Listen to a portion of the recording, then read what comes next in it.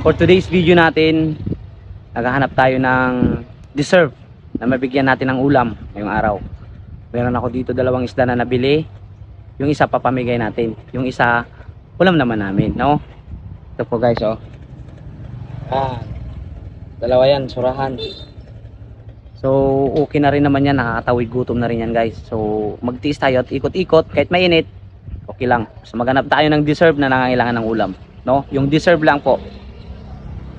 Samahan nyo ako. Iniwan ko muna yung isda sa bahay para maluto ni Mrs. Pag uwi natin may ulam na tayo.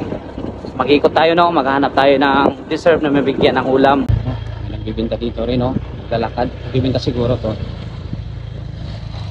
Ate, saka pupunta te? Naglalako? Hello. Anong binta mo?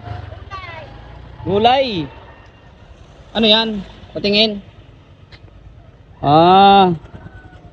May ulam na rin kasi ako. Kumain ka na? Di pa. Anong pangalan mo te? Lia. Lia. Taga saan ka te, Ate Lia? Taga Nabas. Okay. Ate Lia, kumain, hindi ka ba nang nanghalian? Ate, may ano ako dito, oh. May isang isda ako, te, oh. So, taga Nabas ka, saan mo ito lulutuin kung ibibigay ko ito sa'yo? Iuwi ko para makakain buong pamilya ko. Abo! Ilang ang oras ka uwi? Maya uwi na ako. Te, pasensya na, wala akong pambili dyan, pero pag matsambahan kita sa susunod, bibilhin ko yan, te, ha? Salamat. Sige, ate, sobra 1 kilo yan. Sana makatawid din gutom sa pananghalian, no, ate? Salamat. Ate Lia, taga Nabas. Saan kayo sa Nabas? Kasi Laserna, may tinulungan akong nakaraan doon na si Ate Dida. Opo, oo. taga ano yun, Pakilawa. Oo, sisipag nyo, no? Ilang anak mo, te? 10. Ilang taon ka na? 45, tapos 46 na.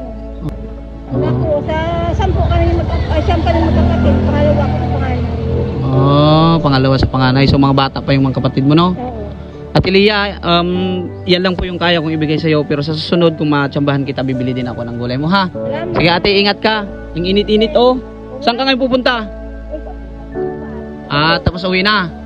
Sige po, ingat. Bye-bye. Yun, naibigay na natin yung isda kay Ate Lia na taga Nabas ulit. No, ang sipag ng taga Nabas na tumatawid ng Boracay, nagbibinta ng gulay. So, pagpatuloy nyo lang po yan, no, sa bandang huli, kapag kasipag natin, meron ding biyaya na ibibigay ng Panginoon. So, sa lahat po dyan ng mga nagbibinta at mga nangangailangan, guys, huwag kayong mawala ng pag-asa. Darating ang panahon, meron din ibibigay ng Panginoon sa atin. Guys, hanggang dito na lang po tayo, no? Uwi na tayo at magluluto din. Kainin natin yung mga anak ko. Maraming salamat po sa mga nakakaluwang dyan, guys. Kung gusto yung magbigay tulong sa mga mahihirap, kung may maibigay po kayong mga pagkain o mga bigay nating mga gamit, okay din po yun, no? Kung may cash din, mas maganda kasi may mga iba din na nangangailangan din ng cash. So maraming salamat, guys. Ngayon nakatulong na naman tayo kahit papano. Yung isda na yun, 1 kilo din, malaki din yun. Alright, let's go home. By the way, guys, pahabol, no, sa mga mababait at masisipag na mga driver sa BL Team PC ng Boracay at sa mga Bilmuda, motorbike driver, at sa mga habal-habal dyan na mga nagbibiyahe. Pahinga din muna, guys, kasi may init ngayon, no. Sana sa balang araw din makapagbigay tayo ng mga pangailangan natin dyan. Please, paki-share na lang po ng videos natin and paki-follow na lang din po. Maraming salamat.